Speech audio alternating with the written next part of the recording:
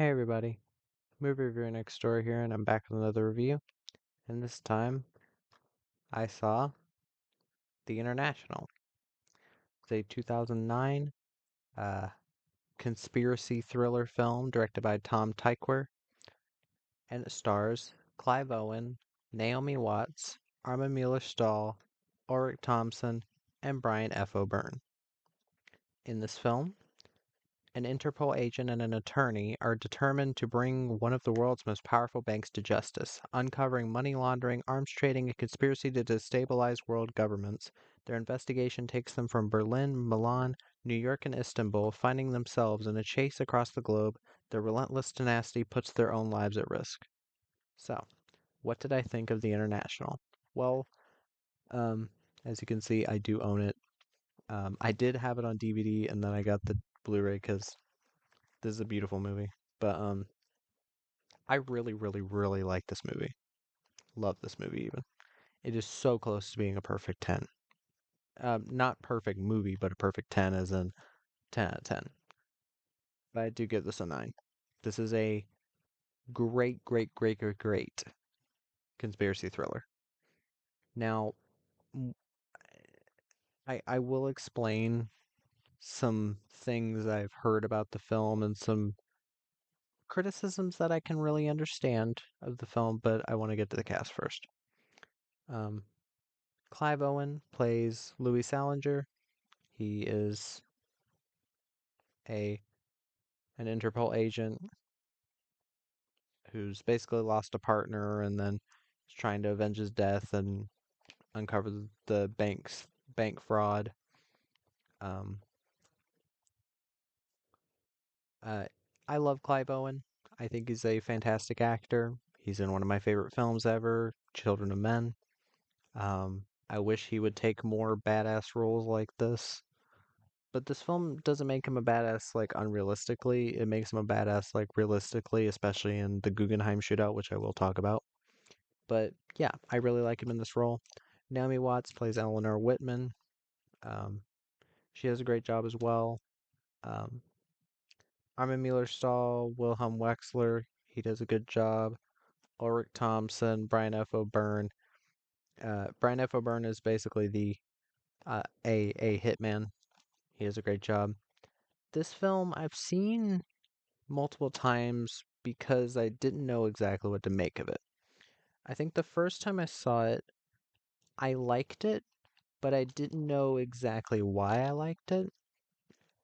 And for sure now I know exactly why I like it. Because it's a conspiracy thriller that doesn't just hinge on, oh, people will like it because it's about a conspiracy. It's based on true events, first off.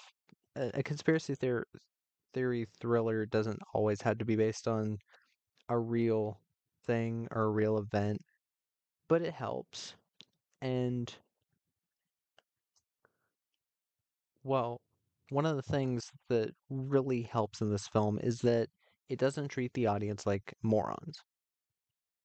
Characters find things out and realize that they should do something a certain way in a very natural way. It doesn't feel like, oh, burst of genius out of nowhere that the writers threw in. It feels like actual people talking about these things. Like, there's a bit where Naomi Watts and Clive Owen's characters are looking at these bullet holes from these snipers because somebody they were going to talk to gets sniped in the head during a press thing. And she sees the holes are a bit strange looking. So she takes some flags, rips off the flag part of them, sticks the sticks in the holes, and sees that they're of different trajectories. And then Clive Owen's character goes to take the sticks out and look through them to see exactly where they came from. And they came from a building at one floor and then at the top. I when they did these things, I actually found it to get me more engaged because I could actually guess along with the film on what's going to happen next, and I love when a film does that to me. Um, Another thing, this film, when it came out, I think got a bit of a mixed reception due to the bad advertising. The advertising made this film out to be an action-packed, spectacular as if it would compete with the James Bond series. Now, I'd say this is a very different film, and I will say I hate this cover. I've seen this photoshopped photo of him shooting the SMG with Naomi Watts. Naomi Watts is not in that scene. Um, this picture is possibly taken from the Guggenheim shootout because that's when he uses this weapon. But these quotes too grabs you from the get go, an action thriller for our times from Kelly Jane Torrance from the Washington Times. And on the back, brilliantly executed. I'm fine with that. That works. But saying this is an action thriller is a real stretch, given that there's technically two action scenes. There's the Guggenheim shootout, and at the end, there's a foot chase. It's more so suspense, though. This is more of a suspense thriller. Um, but I do appreciate the Guggenheim shootout being in the film, being a kind of extended shootout, because films like this that are, again, this film is 2 hours long, 118 minutes. It's literally nearly 2 hours long, but it's still well paced because they know what they're doing writing wise. They have just enough new information to the case or to the objective of the film coming out so that you don't feel like nothing is happening. It feels like you're constantly getting more and more to the story. It doesn't feel like, oh, I just wasted an hour and we haven't learned anything new. It's like every 10-ish minutes you learn something new, or there's some gorgeous cinematography to look at, which there really is a lot of gorgeous cinematography in this film. Um, and the Guggenheim shootout comes in at a little bit after the halfway mark of the film, and I think that was the perfect place to put it because some people would like a bit of action in a film like this, and if they had added more action scenes, I'd still be giving it this rating. Like, still some good action scenes, like in the first half, but that's not really needed. This film is trying to be a bit more down to earth and realistic because it is based on an actual banking scandal, the IBBC scandal from the 80s and 90s, where these banks were, it turned out they were funding terrorism, funding arms deals and shit like that. And this film plays it still really realistically, and it doesn't try to just blow everything out of proportion to be an action movie, because the Guggenheim shootout comes in at a point where all the suspense has been building up, and then you get this nice um, flourish of action in the movie, and it's rewarding the audience in a way because, oh, you've stood through our investigating for the most part.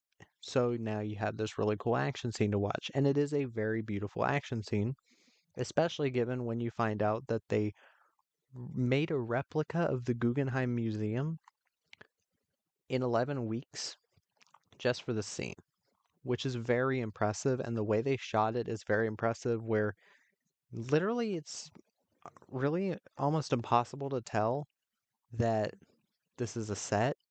Other than, I mean, in real life, oh, they can't really fire off blanks and fire off the wall things in the real Guggenheim Museum. But it's a very, very well done action scene, and it beats out anything in the Bourne films, not just because there's blood, but it beats out anything in the Bourne films, and this cost $50 million.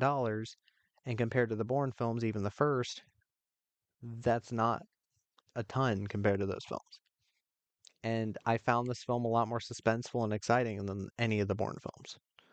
But yeah, this is trying to recreate the feel of 70s like paranoia thrillers, 80s ones even, and I think they did a very good job at that. Um, it it it doesn't try to play everything so black and white. It doesn't try to make it so that trying to adjust the light doesn't make it so that, oh, the main character is all good or the bad guys are all bad. It actually makes them feel like fully fleshed out characters. And again, the acting is very well done. And yeah, I mean, I've always enjoyed this film. Um, I've gone between like different ways of rating it, but still, I do think it is a really great suspense thriller, conspiracy thriller, whatever you want to call it. And yeah, I recommend it to more people. It seems like the ratings are going up a bit now, which is really nice to see. I think people are discovering it as a cult classic, which, hell yeah, that's sick.